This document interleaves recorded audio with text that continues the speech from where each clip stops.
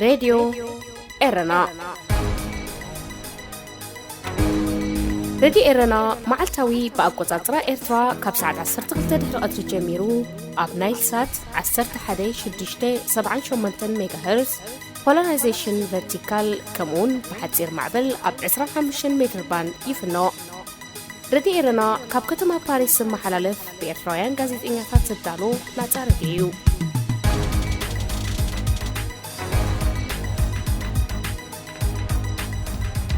راديو إرنايكم زلكم زغبركم سمعتنا إزي صومناوي في التساميتاتيو أبناي سنبت في التساميتات حورات إمارات عرب نهتو راديو زوعل 3 طن مقبي ناب تقراي ليخا غالف نيوس نمنيستر قدات وطاي إمارات عرب بمتقاس بعسر شعات مقابيتا بزرقحو حبريتا أتي بغدتا ناب كتما مقل زاتو ناي مقب راديات 5,600 هتصاناتن دكانسيون زركبهم نشوعات حسابات هتو راديات كعد المخانو ملكيثو أمباسادر إمارات عرب بإثيوبيا محمد سالم الراشدي بوغنو بزهابو مبرهي هاجرو أب تقراي نزلو سب أو قلولاو بغربات كذاتولو كمزلا أزل أخ زلو راديات كا أكالتي إمارات نسب أو راديات التلقسو علم لخاو بروجكت مخانو ملكيثو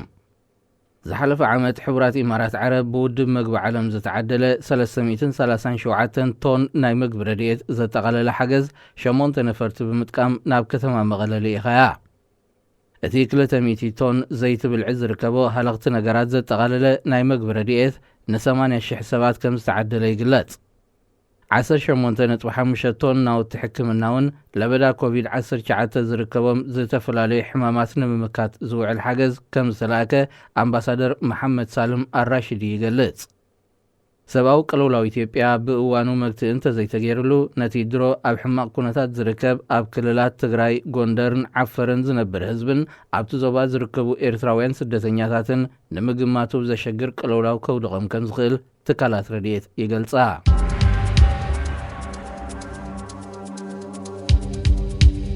سودان يوغندان وعلى إيجاد أبزحت رأوان ككاد أبسم معبتحن أبومبر قنصل سودان عبد الفتح البرهان ناي حدا معلتي عدت ناب يوغندا بزكايدلو مس بريزيدنت يوري موسوفيني تراقبو أبزسم معزي كمز بتحي كاب كثما إنتبه سفنوا حبريتا ملكيتو دحر تركب كلت يموغنات بحبار أبزوصو مقلتي أمنغو أبال هاقرات إيجاد زلو ناي مرخب ميلا ممحياش كقبرلو تسامعهم كم زفلت فتسام قدات إيجاد ورقنه قبيه وعلى إيجاد أبين تبك كهر مخانو زحبر ملغتي ناب كلهم مرحت هاقرات مبراق أفريقيا دحر ملأغو سودان كم زي تساتف قليت وتعدرو قنصل سودان أبو مبرنت إيجاد قنا أب سودان مهلاو بمزخخر أثو على بزي أفلوت أنايتو وديبو بمبال تقاومو اسمعيني روم أبزوان زي دحر ركب البرهان مسمو سفني أثو على أبزحت رمعلتات ككايد سودان كم سسامعت يقلت الله كأن زعباتو على كساب حجيبو قعي تحبرن انتغنى بمسارتي قدي مزوط امامه نهلو كونتات سودان اثيوبيان سومالن بزملكت ابال هاجرات ايجاد زررب كايدا مخنن انفتات الله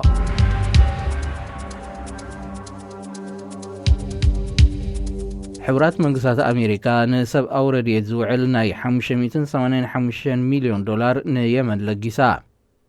صحف قدات أمريكا أنتوني بلينكن أب محبراو من رقبيتات أبزلاغو صحف ودب حورات هاقرات نهزب يمن نمرداء زوعل جنزب بزحاتو مسارت هاقرو ملاش تهبلو مهلوا ملكتوم نزح ويسكا أمريكا ناب يمن زلاغو تحجز ناب 4.5 بليون دولار كبيل الله أنتوني بلينكن مجلسيو بدرك السجودو يمناوين أبز عمتزي بحمش تعطفي زايدو كم زلو بمملكات لعلقلة مليون كابهم هتصانات كم زغونا حبيروم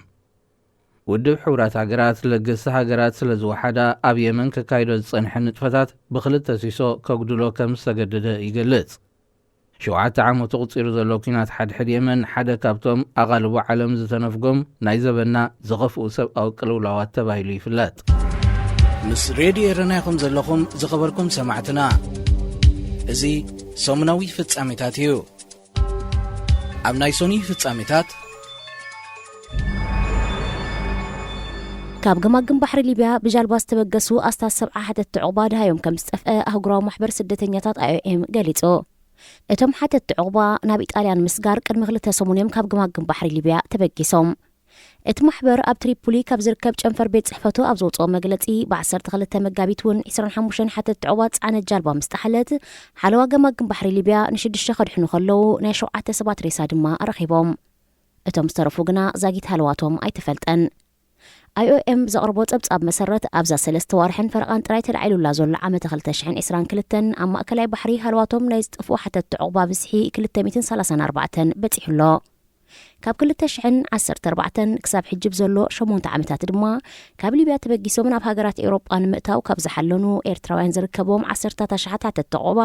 ልዕሊ 23500 ሰባት ሃለዋቶም ከም ዝጠፍአ ወይ ሞይቶም ክኾኑ ከም ዝኽእሉ እቲ ማሕበር የመልክት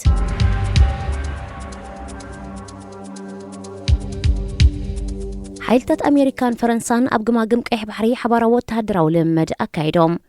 እቲ ካብ 13 መጋቢታት ሒዙ ዝሓለፈ ሰሙን ዝተኻየደ ሓባራዊ ወተሃደራዊ ልምምድ ክልቲአን ሃገራት ካብ ግማግም ባሕሪ ጅቡቲ ዝተበገሰ ኮይኑ ሓይልታት ምድሪ ባሕርን ኣየርን ዘጠቓለለዩ በዝሒ ናይቲ ኣብቲ ልምምድ ዝተሳተፈ ሰራዊት እኳ እንተዘይተገልጸ ደቡብ ካሮላይና ዝመደበሩ ሓደ ሰራዊት ኣሃዱ ኣሜሪካ ኣብቲ ልምምድ ከም ዝተጸንበረ ሓባራዊ ሓይሊ ዕማም ቀርኒ ኣፍሪቃ ኣፍሊጡ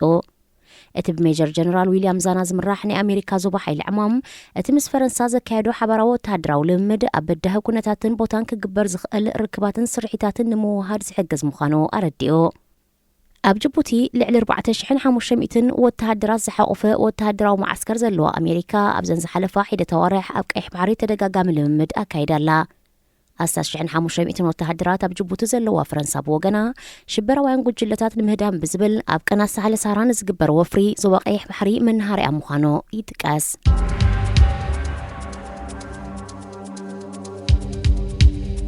ንመወዳእታ ግዚኡ ኣብ 15 መጋቢት ክካየድ ተወሲኑ ዝነበረ ምርጫ ሶማል እንደገና ብክልተ ሰሙን ተናዊሑ እቲ ምርጫ ዝተናወሐ 2 ካብ 5 ዞባታት ሃገር ወከልተን ክመርጻ ብዘይምኽኣለን ምዃኑ ኮሚቴ ምርጫ ሃገር ኣፍሊጡ ብወከልቲ ህዝቢ ወይ ታሕተዋይ ገዛ ዝፍለጥ ባይቶ ሶማል 275 መናብር ዘለዎ ኮይኑ ፕሬዝደንት ክመርጽ እንተኮይኑ ብምልኣት ድምፂ ክህብ 39 ኣባላት ይተርፍዎ መብዛሕትኦም ዞም ዘይተመርጹ ኣባላት ባይቶ ካብተን ምስ ፕሬዝደንት ፋርማጆ ኣብ ምስሓብ ዝርከባ ዞባታት ጁባላንድን ፑንትላንድን እዮም ሃገራዊ ምርጫ ኣብ 31 መጋቢት ክካየድ ተመዲቡ እኳ እንተሎ እዚ እውን ኣተኣማማኒ ከም ዘይኮነ ንኩነታት ሶማል ብቐረባ ዝከታተሉ ወገናት ይገልጹ ተደጋጋሚ ምንዋሕ ምርጫ ሶማል ነቲ ኣብ ሞንጎ ፕሬዝደንት መሐመድ ፋርማጆን ቀዳማይ ሚኒስተር ሁሴን ሮብለን ዝጸንሐ ምስሓብ ዘጋድድ ከይከውን ይስጋእ ምስ ሬድዮ ኤረና ይኹም ዘለኹም ዝኸበርኩም ሰማዕትና እዚ ሰሙናዊ ፍጻሜታት እዩ ኣብ ናይ ሶሉስ ፍጻሜታት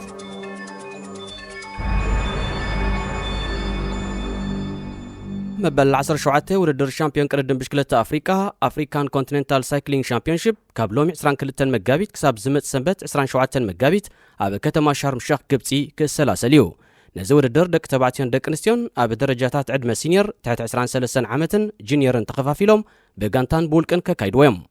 ኣብዚ ውድድር እትሳተፍ ሃገራዊት ጋንታ ኤርትራ ኣብ ውሽጢ ሃገር ልምምዳታ ከተካይድ ድሕሪ ምጽናሕያ ብ20 መጋቢት ናብ ግብጺ ኣትያ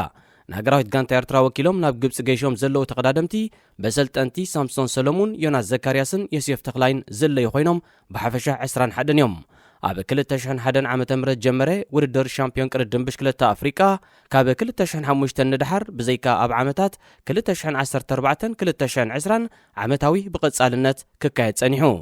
ኤርትራ ኣብዚ ቅርድም ንፈለማ እዋና ኣብ 2005 ምስታፍ ካብ እትጅምር ብዘይካ ኣብ 2006 2009 ከምኡ ድማ 2021 ኣብ ኩሉ ከይበኣኾረት ተኻፊላ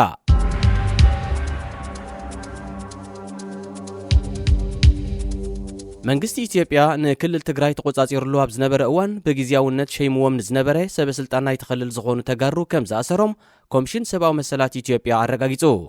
ዛጊት 8 ዝኾኑ ሰበስልጣን ክልል ትግራይ ነበር ከም ዝተኣስሩ ንሮይተርስ ዝሓበረ እቲ ኮሚሽን ገሊኦም ናብ ክልል ዓፈር ናብ ዝርከብ ቤት ማእሰርቲ ከም ዝተሰጋገሩ ኣመልኪቱ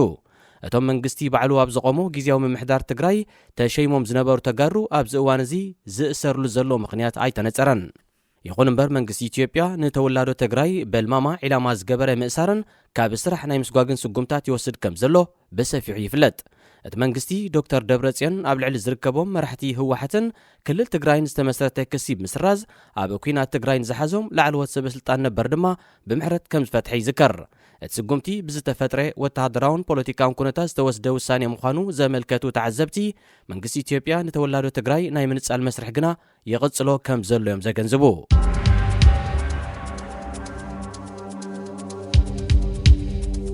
ቻይና ዋዕላ ሰላም ዞባ ቀርኒ ኣፍሪቃ ከተንክድ ምዃና ንፍሉይ ልኡኽቲ ሃገር ኣብቲ ዞባ ኣምባሳደር ዡ ቢንግ ብምጥቃስ መርበብ ዜና ዘስታር ካብ ናይሮቢ ሓቢሩ። እቲ ፍሉይ ልኡኽ ናብ ሃገራት ዞባ ዘካይዶ ዘሎ ናይ ፈለማ ዑደቱ ብምቕጻል ኣብዚ ዝሓለፈ ቀዳመ ሰንበት ናብ ኬንያ ብምምራሕ ምስ ፕረዚደንት ኡሁሩ ኬንያታ ድሕሪ ምዝራዊው ነዝ ገሊጹ። ኬንያን ኢትዮጵያን ነቲ ዋዕላ ንምትእንጋድ እማመ ከም ዘቕረባ ዘገንዘበ ኣምባሳደር ዡ ኣብ ዝመጽእ ቀረባ ዋርሕ ክካየድ መደብ ምህላው ኣነጺሩ። እቲ ዋዕላ ኣብ ሃገራት ዞባ ቀርኒ ኣፍሪቃን ዘሎ ዘይቃዱ ፍልልያት ብዘተ ንምፍታሕ ዝዓለመ ምዃኑ እቲ ኣምባሳደር ኣሚቱ። ብፖለቲካዊ ወተሃደራዊ ቁጠባውን ሰብኣውን ቅልውላዋት ዝሕመት ዘሎ ዞባ ቀርኒ ኣፍሪቃ ናብቲ ቀድሚ 30 ዓመታት ዝነበረ ኩነታት ንድሕሪት ተመሊሱ ከም ዘሎ ይስትንተን። ኣብቲ ዞባ ምስ ቀይሕ ባሕሪ ተኣሳሲሩ ረብሓታት ዘለዎን ሃገራት ድማ በብወገነን መፍትሒታት ንምንዳይ ምስ ሃገራት ዞባ ይመያየጣ ከም ዘለዋ ይፍለጥ። ሬድዮ ኤረና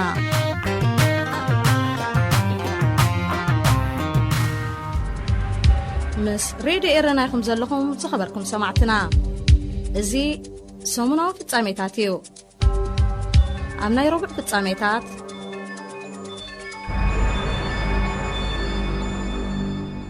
ኣብ ኣስመራን ከባቢኣን ኣብ ዝካየድ ዘሎ ጽዑቕ ግፋት ተታሒዞም ኣብ ከባቢ ዓዲ ንፋስ ኣብ ዝርከብ ወተሃደራዊ ማዓስከር ቦርቦሬላ ተኣኪቦም ዝነበሩ 10ታት መንእሰያት በቐዳም 19 መጋቢት ኣብ ሰዓታት ድሕሪ ቀትሪ ከባቢ ሰዓት 5 ከም ዝሃደሙ ምንጭታት ኤረና ሓቢሮም።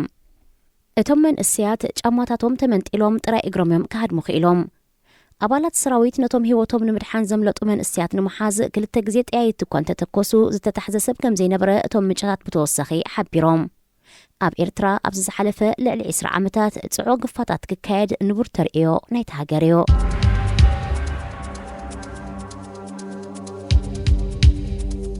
መንግስቲ ኢትዮጵያ ኣብ ንክልል ትግራይ ተቆጻጺሩሉ ኣብ ዝነበረ ሓጺር እዋን ብግዚያውነት ክመርሑ ሸሞም 82 ሰበስልጣን ምምሕዳር ናይቲ ክልል ብመንግስቲ ተረሲዕና ክብሉ ክስ ከም ዝመስረቱ ዘሪፖርተር ካብ ኣዲስ ኣበባ ሓቢሩ።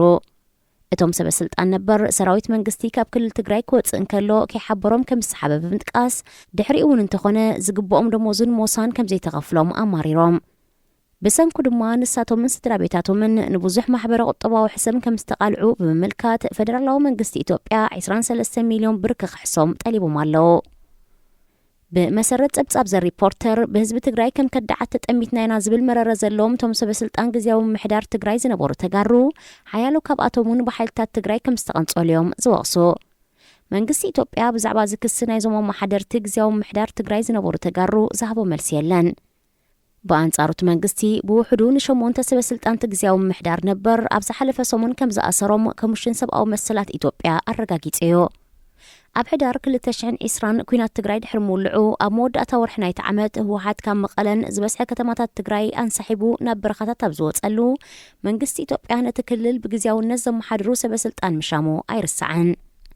እንተኾነ ህወሓት ሓይልታት ትግራይ ብዝብል ዳግመ ውዳበ ሓይሉ ጠናኺሩ ኣብ ሓፂር ኣዋርሕ ንሰራዊት ኢትዮጵያ ብምድፋእ ንዝበስሐ ክልል ትግራይ ከምልስ ኣብ ርእሲ ምኽኣል ናብ ውሽጢ ክልላት ዓፈርን ኣምሓራን ክሳብ ሰሜን ሸዋ ክግስግስ ክኢሉ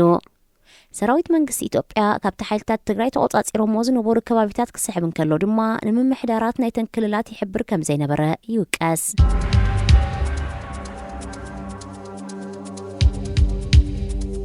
ቻይና ንሶማል ወተሃደራዊ ድጋፍ ከም ዝገበረት ሸበሌ ዝተባህለ መርበብ ዜና ሓቢሩ። እቲ ቻይና ንመንግስቲ ሶማል ዝሃቦ ወተሃደራዊ ሓገዛት ወተሃደራዊ ናይ ጽዕነት መካይን ድሩዓት ሰላማዊ ሰልፊ ንምብታን ዝሕግዛ ነጸግቲ ማይን ዳህሰስቲ ነታጉን ዘጠቓለለ ምዃኑ እቲ ሓበሬታ ብተወሳኺ ኣገንዚቡ። ሰራዊት ሶማል ብምሕያል ጸጥታት ሃገር ንምርጋእ ከበርከት እዩ ካብ ዝብል እምነት ቻይና ነቲ ወተሃደራዊ ሓገዝ ከም ዘበርከተት እዩ ተጠቒሱ። ቻይና ንሶማል ወተሃደራዊ ሓገዝ ከም ዘበርከተት ዝግለጽ ዘሎ ሓድሽ ዝመዘዘቶ ፍሉይ ልኡኽ ኣብ ቀርኒ ኣፍሪቃ ናብ ሃገራት ዞባ ፈላሚ ዑደቱ ኣብ ዘካይደሉ ዘሎ እዋን እዩ። ኣዛዚ ሰራዊት ሶማል ጀነራል ዑድዋ ዩሱፍ ራገ እቲ ሓገዝ ኣብ እዋኑ ዝተለገሰ እዩ ክብል ገሊጽዎ። ኣብ 31 መጋቢት ክካየድ ትጽቢት ተነቢሩሉ ዘሎ ንተደጋጋሚ እዋን ክሰጋገር ዝጸንሐ ምርጫ ሶማል ተወሳኺ ግጭት ከየጓሃር ተሰጊኡሎ። ምስ ሬድዮ ኤረናይኩም ዘለኹም ዝኸበርኩም ሰማዕትና እዚ ሰሙናዊ ፍጻሜታት እዩ ኣብ ናይ ሐሙስ ፍጻሜታት ሃገራዊት ጋንታ ኤርትራ ትማሊ 23 መጋቢት ኣብ ግብፂ ከተማ ሻርም አልሼኽ ብውድድር ክሮኖሜትር ኣብ ዝተኸፍተ መበል 17 ሻምፒዮን ቅድድም ብሽክለታ ኣፍሪቃ ተዳልዩ ንዝነበረ 4 ወርቂ ሜዳልያታት ንብሙሉእ ብምውሳድ ትርኑዕ ዓወት ሓፊሳ ኣብዚ ናይ ትማሊ ውድድር ኤርትራ ኣብ ጁኒየር ደቂ ኣንስትዮ ንተቐዳደምቲ ሳሮን ተኪኤ ሮምና ጉዕሽ ፍትሓዊት ተኽሉን ራሄል ዘረሰናይን ኣብ ጁኒየር ደቂ ተባዕትዮ ንተቐዳደምቲ ኤቨን ረዳ ዮናስ ተኪኤ ኣኽሊሉ ኣረፋይንን ዩኤል ሃብተኣብን ኣብ ሲኒየር ትሕቲ 23 ዓመት ደቂ ኣንስትዮ ንተቐዳደምቲ ሞናሊዛ ኣርኣያ ኣድያም ዳዊት ሚለናያፊትን ዳናይት ፍጹምን ኣብ ሲኒየር ደቂ ተባዕትዮን ትሕቲ 23 ዓመትን ንተቐዳደምቲ ዳዊት የማነ ሄኖክ ሙሉ ብርሃን ኣኽሊሉ ገብሪወትን ሚካኤል ሃብቶምን ብምስላፍያ ነዚ ህጡር ዓወት ጨቢጣቶም ሻምፒዮን ቅድድም ብሽክለታ ኣፍሪቃ ሎሚ ሐሙስ 24 መጋቢት እውን ካብ ሰዓት 9 ንጎ ጀሚሩ ብናይ ውልቂ ውድድር ክሮኖሜትር ይቕፅል ኣሎ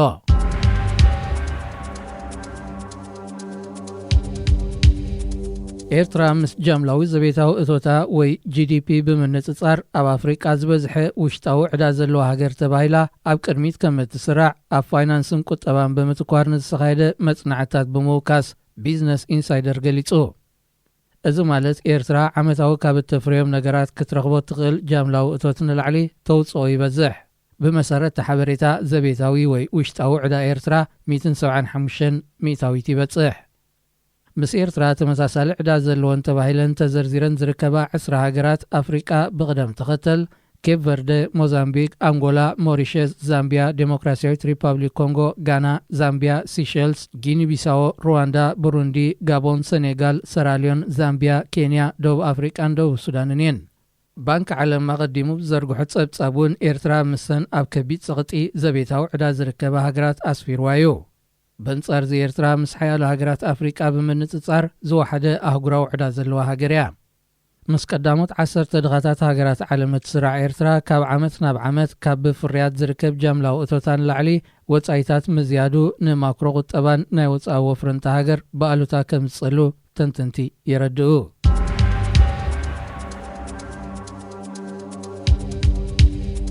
መንግስታት ጅቡትን የመንን ናብ ምልውዋጥ ሓበሬታን ጸጥታን ብሓባር ከስርሖም ዝኽእል ስምምዓትን ፕሮቶኮላትን ከቲሞም እዚ ዝተኸተመ ብሚኒስተር ጉዳያት ወጻኢ ኣሕመድ ዓዋድ ቢን ሙባረክ ዝምራሕ ላዕለዋይ ወኪል መንግስቲ የመን ኣብ ጅቡቲ ብዘካየዶ ናይ 2 መዓልታት ዑደት እዩ እቲ ሚኒስተር ብ20 መጋቢት ናብ ጅቡቲ ድሕሪ ምእታው ኣብ ስዑድ ዓረብ ኣብ ሪያድ ካብ ዝርከብ ፕሬዚደንት የመን ዓብድረቦ መንሱር ሓዲ ናብ ፕሬዚደንት እስማዒል ዑመር ገለስ ዝለኣከ መልእኽቲ ብፅሒቡ ምስ ጅቡታዊ መዘኑ ማሕሙድ ዓሊ ዩሱፍ ብምርኻብ ድማ ነቲ ስምምዓትን ፕሮቶኮላትን ከቲሞሞ ርክብ ሚኒስትራት ጉዳያት ወጻኢ ጅቡትን የመንን ከም መቐጸልታ ናይቲ ኣቐዲሙ ዝተኻየደ ርክብ ኮሚቴ ክልቲአን ሃገራት ኮይኑ እዚ መበል ሻብዓ እዩ ኣብ ኣፍደገ ቀይሕ ባሕሪ ኣብ መጻብቦ ባብ ኤልመንደብ ብክልማይ ዝዋሰና ዘን ክልተ ሃገራት ኣብቲ ዞባ ዝለዓለ ስትራቴጂያዊ ገዳስነት ዘለዎ ገማግም ዝውንናየን ይኹን እምበር የመን ኣብ ኩናት ስለትርከብ እቲ ዓመታዊ 10 ኣሽሓት መራኽብ ዝመላለሳሉ መጻብቦ ባብ ኤልመንደብ ኣብ ሓደጋ ከይወድቕ ስጋት ሓያሎ ሃገራት እዩ ካብዚ ብምብጋስ ድማ ኣሜሪካ፣ ፈረንሳ፣ ቻይናን ጃፓንን ዝርከበን ሃገራት ኣብ ጅቡቲ ቀዋሚ ወታደራዊ ማዓስከር ክትኽላን ከለዋ ካልኦት ሃገራት ድማ ጭፍራ መራኽብ ኩናት ኣብ ኣህጉራዊ ክልማይ ናይቲ መጻብቦ ከንቀሳቕሳ ይረኣያ ምስ ሬድዮ ኤረናይኩም ዘለኹም ዝኸበርኩም ሰማዕትና እዚ ሰሙናዊ ፍጻሜታት እዩ ኣብ ናይ ዓቢ ፍጻሜታት መበል 17 ሻምፒዮን ቅድድም ብሽክለታ ኣፍሪቃ ትማሊ ሐሙስ 24 መጋቢት ብውድድር ክሮኖሜትር ውልቂ ንኻልኣይ መዓልቱ ቀጺሉ ኣብ ዝወዓለሉ ሃገራዊት ጋንታ ኤርትራ ሕጂውን ዓወት ኣይተፈልያን ጁኒየር ደቂ ተባዕትዮ ተቐዳደምቲ 14.4 ኪሎ ሜትር ዝርሕቀቱ ውድድር ንምሽፋን ኣብ ዘካየድዎ ቅድድም ኣኽሊሉ ኣረፋይነን ዮናስ ተኪየን ቀዳማይን ካልኣይን ብምዃን ብቕደም ተኸተል ወርቅን ብሩርን ማዳልያ አንጠልጢሎም ጁኒየር ደቂ ኣንስትዮ ኣብ ዘሰላስለኦ ተመሳሳሊ ርሕቀት ዝነበረዎ ቅድድም ድማ ሳሮን ተኽሉ ብደቡብ ኣፍሪቃዊት ካትሊን ቶምሰንን ሞሮካዊት ካቺራ ራዣን ተበሊጻ ሳልሳይ ደረጃ ብምሓዝ ነሓስ ማዳልያ አንጠልጢላ ሲኒየርን ትሕቲ 23 ዓመትን ደቂ ተባዕትዮ ተቐዳደምቲ ኣብ ዘቃንዕዎ 44.4 ኪሎሜትር ዝርሕቀት ውድድር ሄኖክ ምልብራን ንደቡብ ኣፍሪቃዊ ጉስታፍ ባሶን ስዒቡ ካልኣይ ብምዃን ብሩር ማዳልያ ወኒኑ ኣብ ናይ ደቂ ኣንስትዮ ትሕቲ 23 ዓመት ድማ ዳናይት ፍጹም ድሕሪ ኣልጀርያዊት ነስሪን ሆውሊ ተሰሪዓ ተሸላሚት ብሩር ማዳልያ ኮይና ክሳብ ሕጂ ተኻይዱ ኣብ ዘሎ ውድድራት ኤርትራ 5 ወርቂ 2 ብሩር 1 ነሓስ ማዳልያታት ብምድላብ ንውድድር ሻምፒዮን ኣፍሪካ ዓብሊላቶ ትርከብ እዚ ኣብ ግብፂ ከተማ ሻርም ሼኽ ዝግበር ዘሎ ቅርድም ሎሚ 25 መጋቢት ሲኒየርን ትሕቲ 23 ዓመትን ደቂ ተባዕትዮን ደቂ ኣንስትዮን ተቐዳደምቲ ተሓናፊፆም ብዘካይድዎ ውድድር ምቅባል ወይ ከዓ ሪለይ ክቕፅል እዩ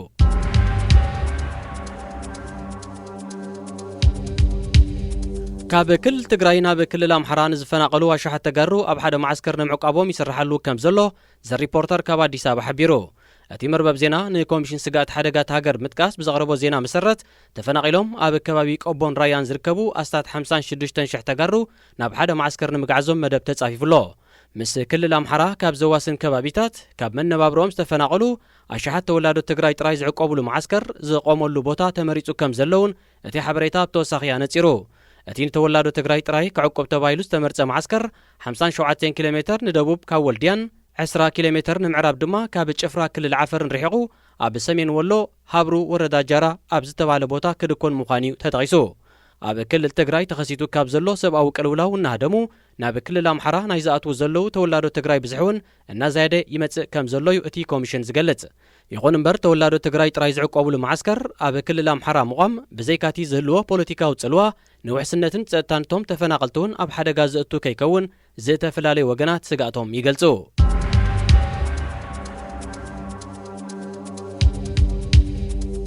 ሱዳንን ግብፅን ዝጸንሐን ወተሃደራውን ጸጥታውን ምትሕጋዝ ንምዕባይ ዝዓለመ ዘተ ላዕለዎት ኣዘዝ ሰራዊት ተኻይዱ አልሞኒተር ኣብ ዘቕረቦ ሓበሬታ ጠቕላሊ ሓለቓ ስታፍ ሰራዊት ሌውተናንት ጀነራል መሐመድ ዑትማን አልሑሴን ዝመርሖ ላዕለዋይ ወተሃደራዊ ልኡኽ ሱዳን ብ16 መጋቢት ናብ ግብፂ ኣብ ዘካየደ ዑደት ብግብፃዊ ሌውተናንት ጀነራል ዑስማን ዓስከር ምዝምራሕ ግብፃዊ መዘንኡ ተራኺቡ ላዕለዎት ወተሃደራውያን ሰበስልጣን ሱዳንን ግብፅን ኣብ ርክቦም ኣብ ሓባራዊ ልምምድን ካልእ ምትሕጋዝን ዘተኮረ ነጥብታት ከም ዝተመያየጡ እቲ ማዕከን ዜና ገሊጹ እቲ ሻምናይ ርክብ ወተሃደራዊ ኮሚቴ ሱዳንን ግብፅን ዝተሰሚየ ዘተ ዝተኻየደ ስሉሳዊ ዝርብ ግብፂ ሱዳንን ኢትዮጵያን ኣብ ጉዳይ ናይል ናብ ዕፁ ማዕጾ በፂሑ ከም ዘሎ ኣብ ዝንገረሉ ዘሎ እዋን እዩ ሱዳንን ግብፅን ካብ 2019 ንድሓር ጥራይ ብውሕዱ 3 እዋን ሓባራዊ ወተሃደራዊ ልምድ ኣካይደን እየን ሬድዮ ኤረና ናጻ ድምፂ ኤርትራውያን